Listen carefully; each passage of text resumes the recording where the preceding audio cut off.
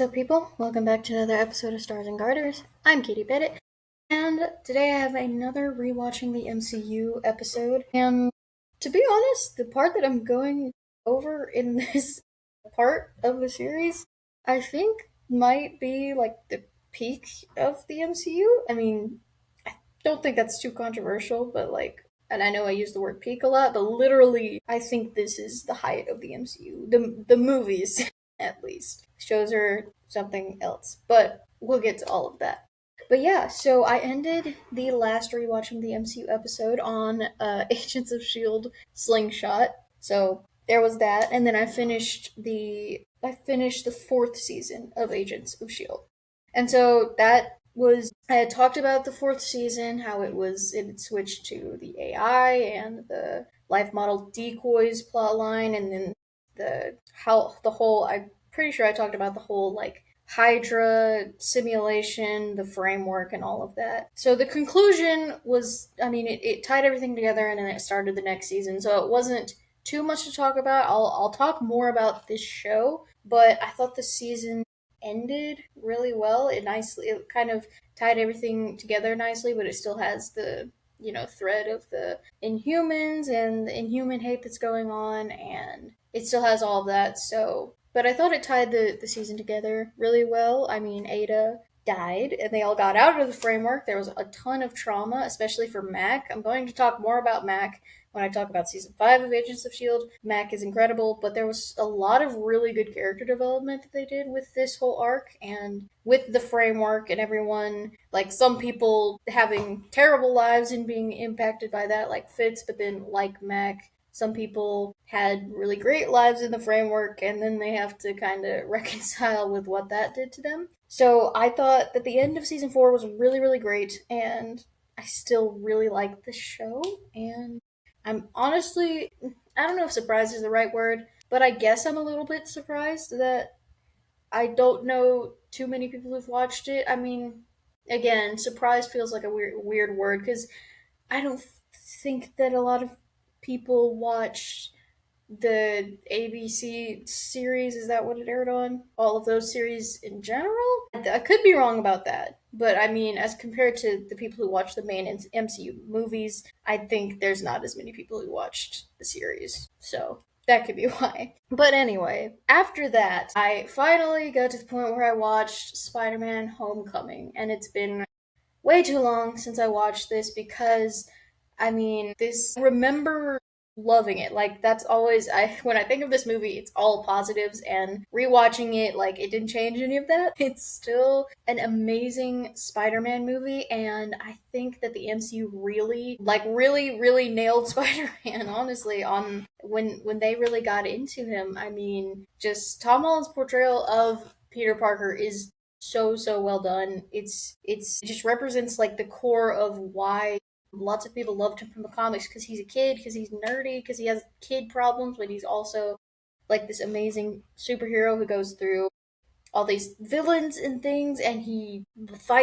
like perseveres and he gets through all of this crazy stuff, and it's just it does it so well. And there's the twist of Vulture being Liz's dad, which is so incredible, but really just the way they handle Peter in his story is amazing. There's incredible fight scenes, and you get to see him doing something that I don't think many other of the heroes in the MCU did. He's like this. He has an area. He's friendly neighborhood Spider-Man, and he kind of like patrols over this area and tries to stop crimes where he's at and be the superhero for his town and for like the people he knows. And so that was a really interesting perspective, and it was done really well, and it was still very exciting. And it's just such a great movie. I was so glad to get to rewatch it. I was like, I should have done it way earlier, but I love this movie. I love like they just do Spider-Man so well, and he doesn't get a ton of I won't say he doesn't get a ton of screen time, but he doesn't get a ton of like focus for the next few movies. So it was just really nice to see like Spider-Man just like doing very basic Spider-Man things, but it was the first time the MCU took a shot at that, just Spider-Man doing Spider-Man things, and it was they really did nail it. So yeah, I'm glad I didn't go back and was like, oh, this actually sucked. No, it's still peak, guys. So after that, I got to watch Thor Ragnarok, which again was one of those movies that I had thought of like being pretty high up there with my favorite MCU movies in general. And I still think that it is. Now, I will say, well, I don't know if this is fair, but the way it leans on the comedy very hard, it works for this movie, but I think a lot of us know that, Thor Love and Thunder tried to do that same thing, but it obviously didn't really work out. But I think that what this Thor Ragnarok really did well was it did lean on that comedy, yes, and there was a lot of improv, and it's actually really funny, unlike Thor Love and Thunder. It's actually really funny, but there's also like the action scenes do not suffer for it. The action scenes are amazing. There's incredible fight scenes. You have Thor versus Hulk is great, and then when you have Thor, Hulk, Valkyrie, and Loki just stepping on to take on Hela's forces, that is awesome. Hulk suplexing a giant dog was something I had forgotten about, but that was great, among other things. Also, Loki gets a lot of time to shine like here. I feel like this kind of characterization of him is probably why a lot of people love Loki. It's, I don't know if less serious is the right term, because it's still him and he still has his own motivations, and he still is, the anti-hero, the trickster, the one you never really know whose side he's on. But he's like really witty, and he's like charming, and I think he still had some of that personality. He still had glimpses, I guess, of that kind of personality in the other Thor movies and in the Avengers, but he was still more on the villain side there. So in Thor Ragnarok, I think Loki really gets time to shine as kind of this anti hero, almost like a mischievous rogue kind of character, if you will. And I think that's why a lot of people kind of love Loki, and also for the TV show, but that's for different reasons than what I just said. But so there's that. And then also I think this handles Thor's story really well, which that's where I think Love and Thunder suffered the most. I don't think it was just less funny jokes, and I think the action was actually fine in Love and Thunder. I think the story was where it suffered most, because I think Ragnarok does a really good job of still giving Thor a good story. You have him, learning how to. He comes back and he is getting better at leading his people and trying to figure out how to do that and protect them and making difficult choices for them. And it still keeps the focus on them throughout, and him dealing with his family problems and his daddy issues and his everything else family wise issues, and it's still focused on that. It's still focused on that aspect of his story,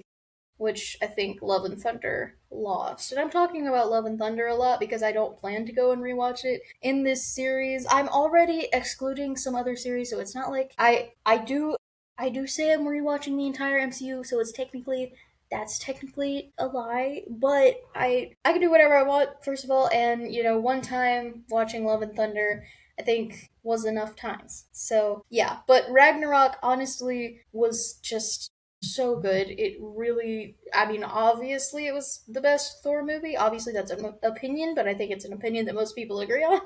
So yeah, it's just still so good. And the thing about Spider-Man: Homecoming and Thor Ragnarok together being such great solo movies for these characters, I had this thought when these movies came out. They both came out in 2017, which means I was, that's math and that's hard. But I was around 9 or 10 or 11 or something. I don't know. But I was very young, and so I did go to see these. I'm pretty sure I saw both of these in theater. I know I saw Homecoming in theater. I'm pretty sure I saw Ragnarok in theater. But I enjoyed them. I remember enjoying them as a little kid. But I was not at the age where I could kind of appreciate them as a Marvel fan and as somebody who had really been following these characters. So I still watched the movies, obviously, and I still loved them, but it kind of made me wish that I was the age I am now when these were coming out in theaters, when you could go into a theater with a Marvel movie and expect something epic, something that was like going to either blow your mind or just make you love this character, or just a great movie. You could go into like a Marvel movie expecting that. And nowadays, I really try to go into movies not expecting disappointment because I said it before, I think it's kind of a sad way to go into a movie, so I try not to do that, but I don't find myself really expecting to be impressed like you could during this era, like my dad could with Homecoming and with Ragnarok. And I didn't really get to experience that because I was too young to really appreciate what these movies were. I enjoyed them, but I didn't exactly appreciate them in the same way because I was so young. But nonetheless, I can go back and watch them and enjoy them now. And honestly, that's still great. And I still had a great time watching them. So there's that. After that, we took another break from the main movies to go back to Agents of S.H.I.E.L.D. And we got into season 5. And so this is where it gets interesting. I have kept saying throughout this series that Agents of S.H.I.E.L.D. is a really good series that I was not expecting it. I think I may have mentioned in season 4 the plot got different, and I don't remember if I said that was really a good thing or a bad thing. As I feel now, it was a good story. It was just kind of a weird way to do it, like just a little bit. I don't think it took away from it. But in season 5, they go to space, and I just think it was so interesting because that is about as far away as you can get from where the series started. And we started as very grounded espionage, secret agents doing secret agent stuff, and now you're in space, and it still feels like a big jump. It felt like they didn't really build to that because even though they brought in the Inhumans, they brought in killer robots and fake realities, it was still in the realm of like kind of science and spies and intelligence and stuff like that. And it didn't ever, to me personally, didn't feel too out there. But the jump from season 4 to season 5 was just like, what? They're in space. Why are they in space? Like, it does explain how they got to space. And not only are they in space, the reason why they are in space is time travel. So, story wise, you now have space and time travel. And I'm not gonna say that, I won't say that, like, when a series goes to space, it's, like, gotten off or it's gotten worse or whatever. But like they literally tried to make a self-aware joke where like people they're figuring out they're in space, and Mac is like, well, it's the only thing we haven't done yet. And I'm like, but it kind of is, like, that's kind of true. This feels like you just do it because you have to. And it very may well have happened in the comics. I don't have enough knowledge about Shield focused comics to know if they got sent forward in time to apocalypse, or what's the word, dystopian kind of world that was controlled by the Kree. We do see the Kree show up, so that's a nice tie into the MCU, but it's still kind of, it's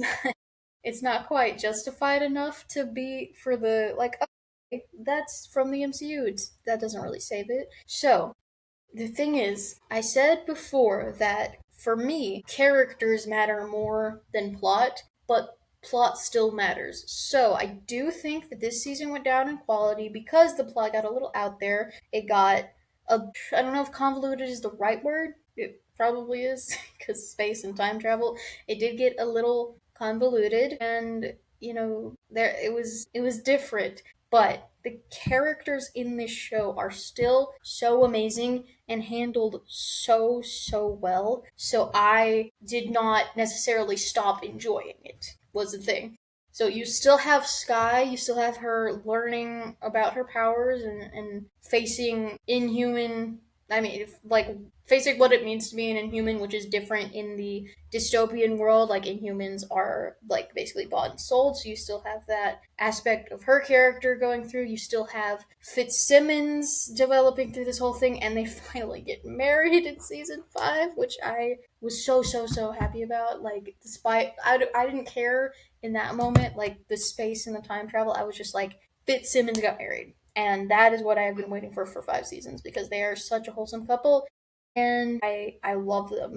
I love them so much. And you also have Mac, who I said I will talk about. And now I'm going to talk about him. Mac is he's just such a good man. He's just such a decent man because what he went through in the framework with his daughter that he lost being in the framework and then having to go away and let her, I guess, go like vanish or whatever because she wasn't real.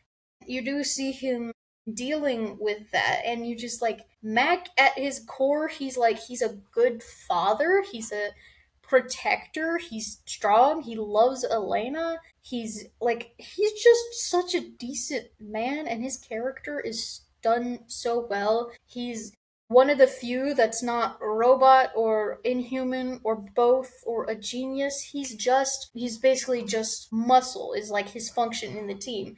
But as a character, he's so well developed that he does not fall behind. And then you still have Elena, who she goes through a lot this season. She loses an arm because of a prophecy, so that goes back into the time travel thing. She does get she loses both arms actually. Forgot. She totally gets her arms all chopped off. But she is still a very fun character. Her personality remains intact, and then her and Mac's relationship is still developing.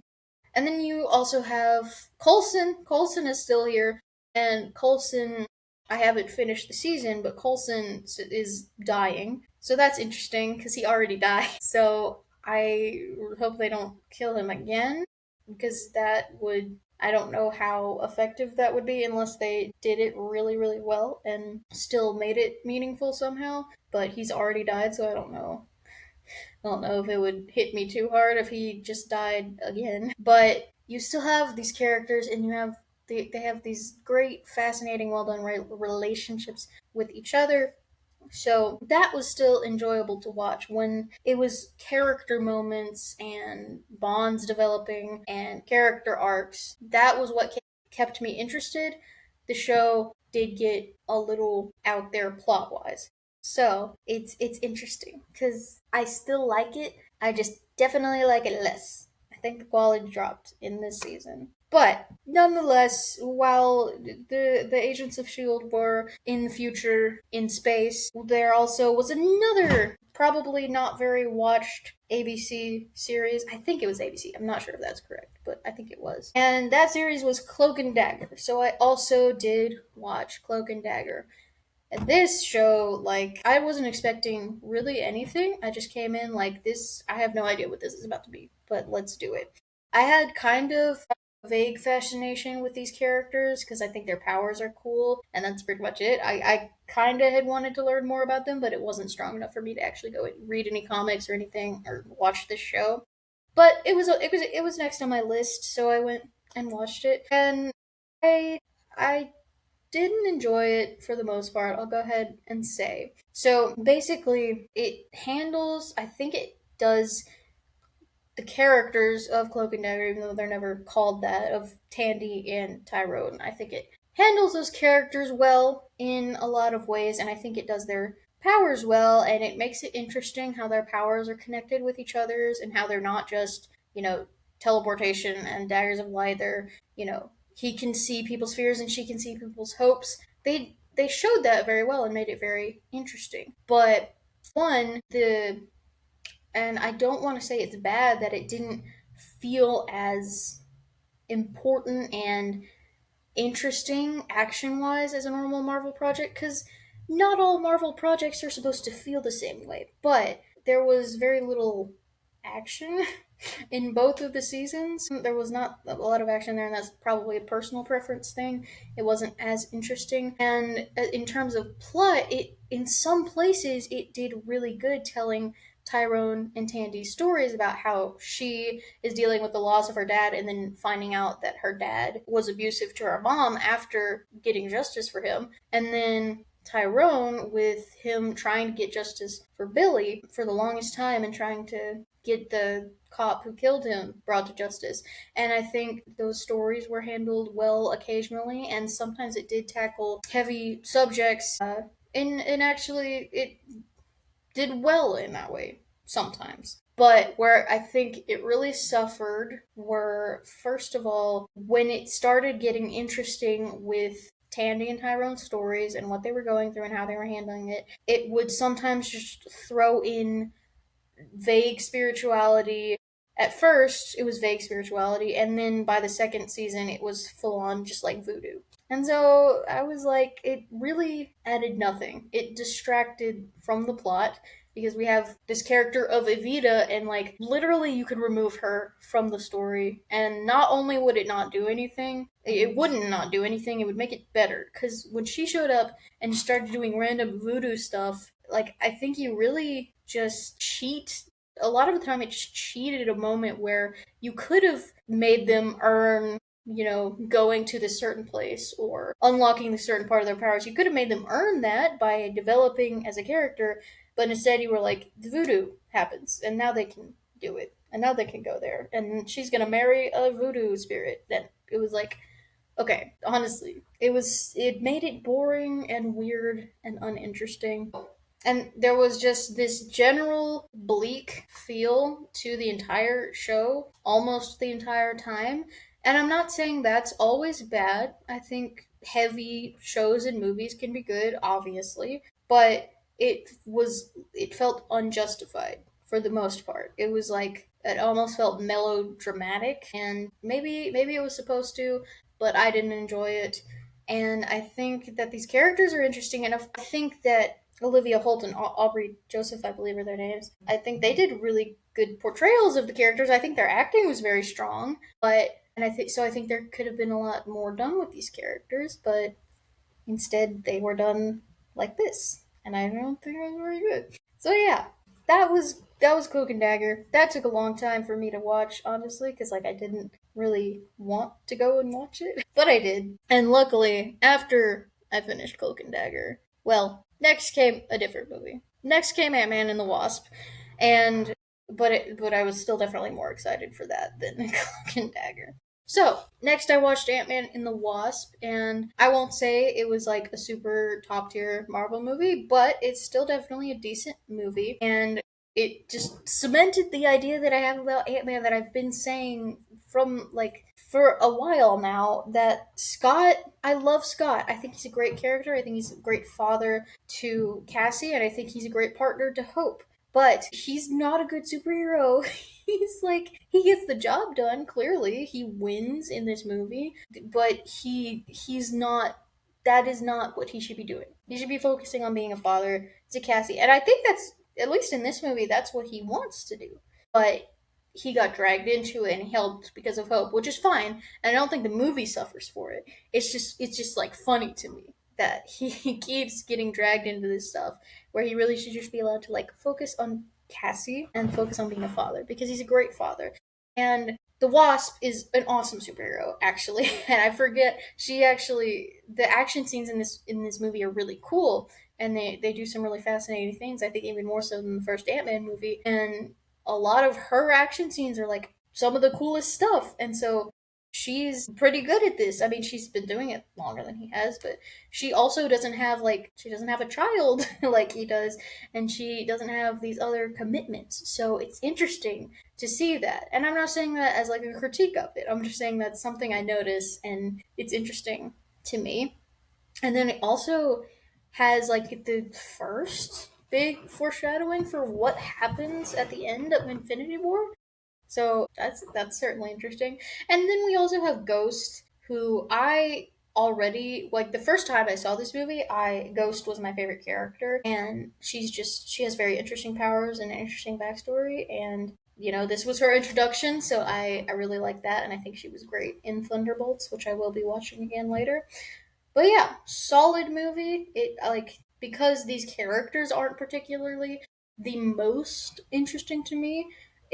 It's not gonna be like one of my favorites. It's not gonna be like top tier Marvel movie, but I still think it's a very decent movie. And then finally, I got to rewatch Avengers Infinity War. I literally just finished rewatching it like right before I recorded this episode, and I honestly, I still expected it to be as incredible as it was. How many years ago? That's math again. I don't want to do it right now. I think it was 8 years ago. But to nobody's surprise, it is still absolutely peak.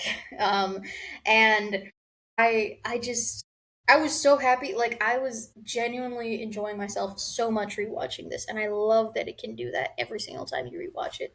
Just the way it sets up Thanos and it shows him and introduces him, and it immediately shows you how powerful he is with Thor's in like half of Thor getting beaten, the Hulk getting beaten, Loki getting killed, Heimdall being killed, which Heimdall's death never really hit me like it did before, but now that I've like rewatched all the Thor movies, like Heimdall was so awesome. I really loved Heimdall, and Heimdall did not deserve to go out like that, but honestly, he went out like champ because he did one of the only useful things in that entire first sequence. So that was they did him dirty, but they immediately set up Thanos as this powerful villain, and they continue to show how powerful he is while still giving the heroes epic moments where it looks like they might be able to beat him now. It also merges different characters from different like separate teams so well, and then you get the Avengers gang not back together, but back working to the same thing.